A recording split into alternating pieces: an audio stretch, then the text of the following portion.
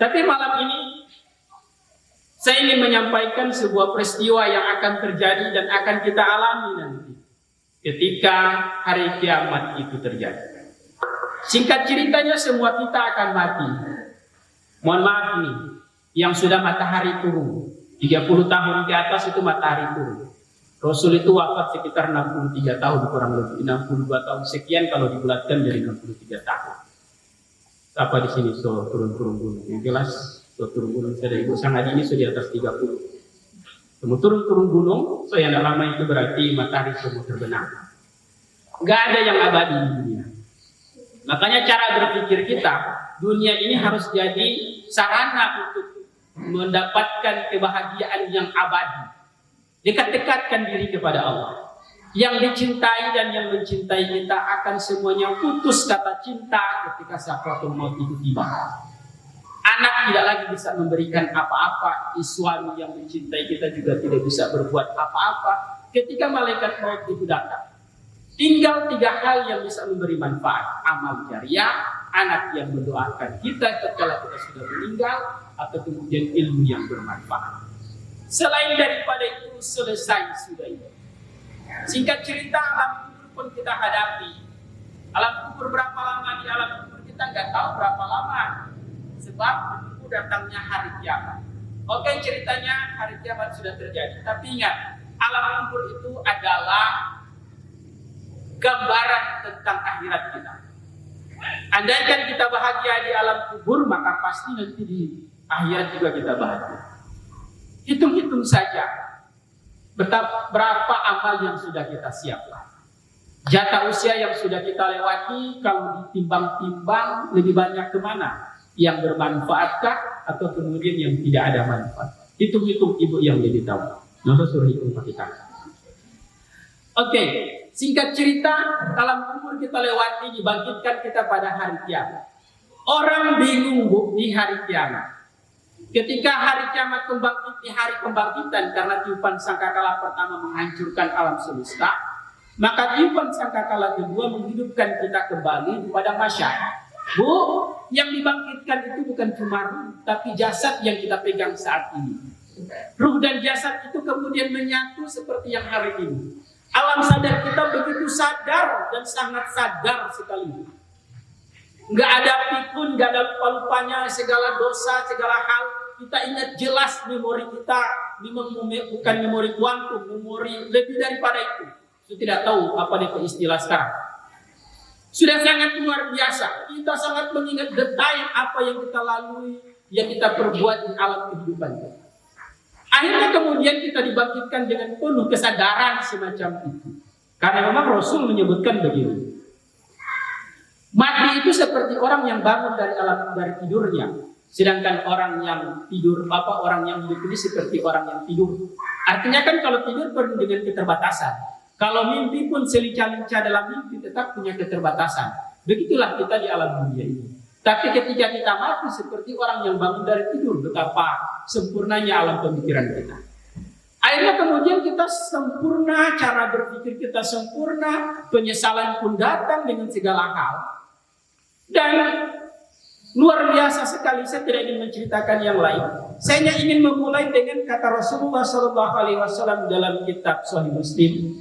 Idza kana yaumul qiyamah majahun nas ba'duhum ila ba'din. Ketika datang hari kiamat, manusia itu berkumpul di satu tempat. Sebagian dan mereka itu bercampur, bu, laki-laki dan perempuan itu bercampur. Bahkan dalam sebuah hadis yang Rasul SAW menyebutkan di hadapan Aisyah, kita tidak punya satu helai kain pun yang menempel di tubuh kita. Karena kasih bangkit dari tanah, sama dengan togeh keluar dari tanah.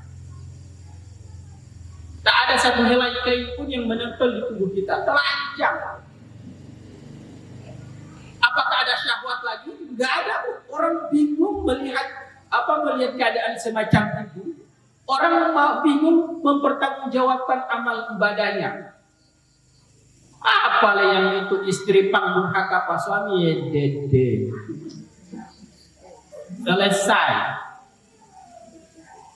selesai. Yang suami bicara baru 1 jengkal, dia 1 kilometer. Nah. Bu, dengar baik-baik ini. Ini pesan khusus buat ibu. Kalau suami kamu takut bercerita dengan ibu, itu ciri ibu itu durhaka.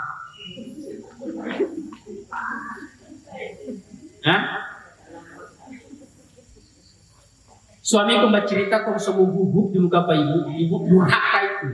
Masa suami ini jadi panah begitu? Ya.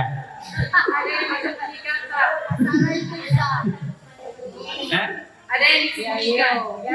Tidak, maksudnya kalau bicara, ya itu konteks lain. Maksudnya kalau dia mau ngomong dengan ibu, kongso mulai berperasaan, bukan dalam artian dia ada cerita lain. Jangan ibu berpikiran ini kok layangan putus jalan.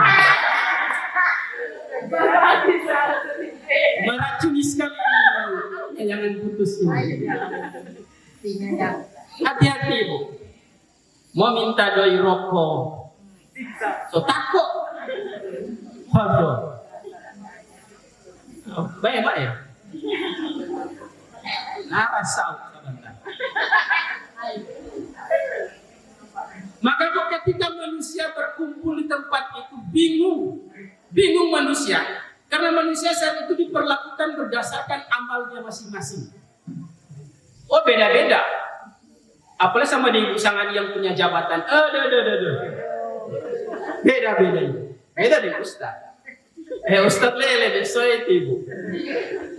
Orang ini ibu, dengar baik-baik. Orang ini cuma karena Allah tidak buka aib kita. Jadi orang memuji dan memuliakan kita.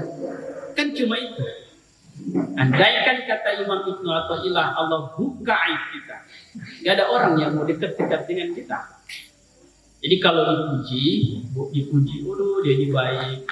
Bilang alhamdulillahirabbil alamin. Jangan merasa memiliki pujian itu alhamdulillah putar balik. Jadi kalau orang puji alhamdulillah merasa hina karena mereka tidak tahu tentang diri kita dan mengembalikan pujian itu kepada Allah. Jangan tuh alhamdulillah aku merasa pantas.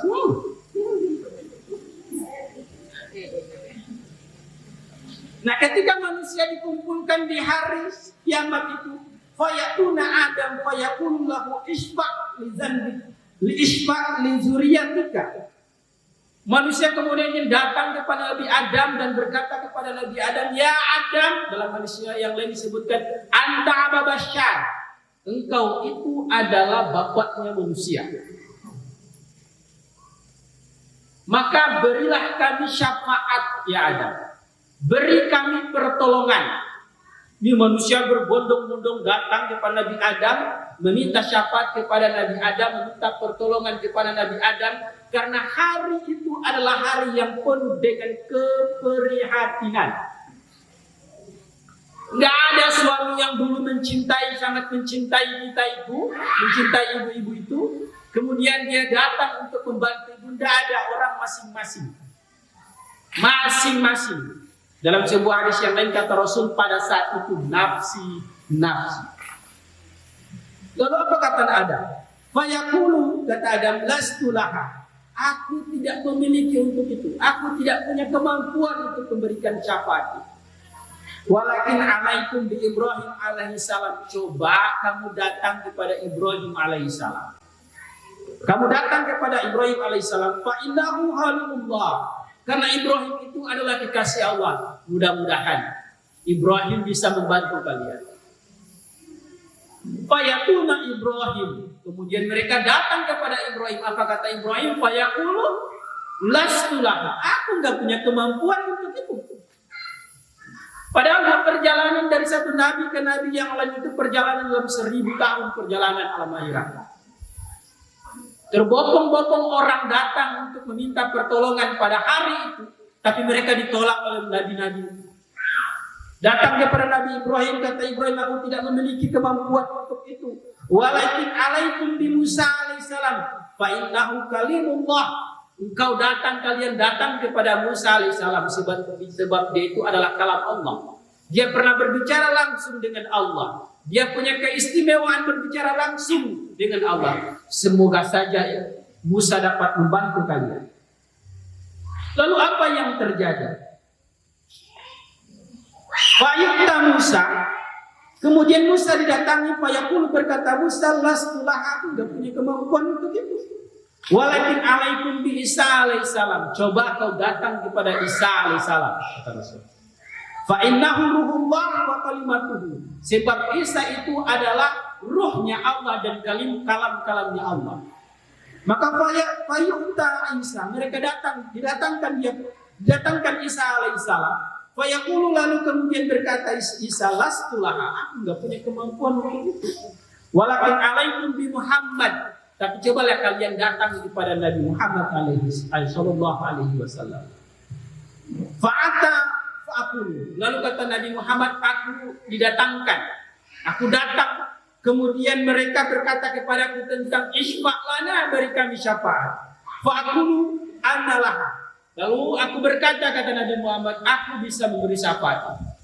Sebab dalam hadis yang lain, semua Rasul, semua Nabi diberikan doa yang mustajab. Nabi Musa diberikan doa untuk membelah lautan. Nabi Isa mampu menghidupkan orang mati.